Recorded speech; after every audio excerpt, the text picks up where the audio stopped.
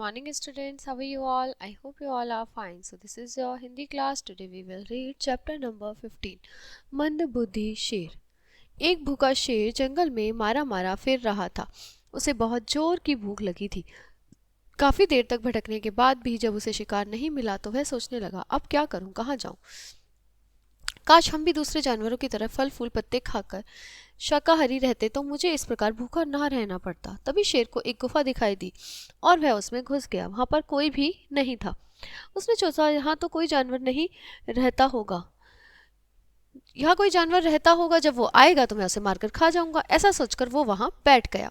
काफी देर बाद गुफा में रहने वाला गीदड़ वहां पहुंचा, परंतु बाहर से ही गीदड़ समझ गया कि उसकी गुफा में शेर घुसा है।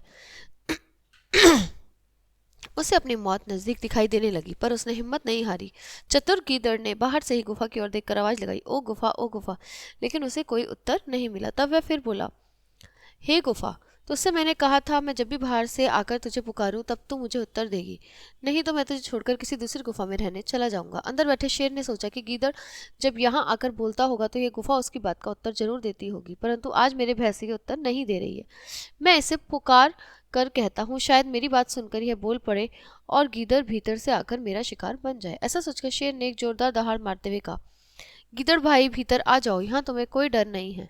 शेर की दहाड़ सुनकर गुफा गूंज उठी और सारा जंगल दहल गया। गीदड़ सिर पर पैर रखकर भागा और उससे इस प्रकार बड़ी चतुराई से अपनी जान बचा ली।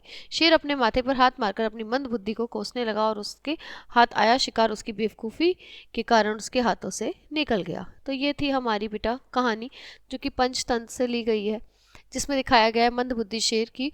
उस किसी इंसान की बुद्धि मंद होती है या फिर वो मंद बुद्धि से काम लेता है तो उसके काम बिगड़ते हैं बजाय कि बनने के। तो यही हमने इस कहानी से सीखा। ठीक है, अब हम आपको अगले चैप्टर में मिलते हैं। तब तक के लिए bye bye students, bye, have a nice day.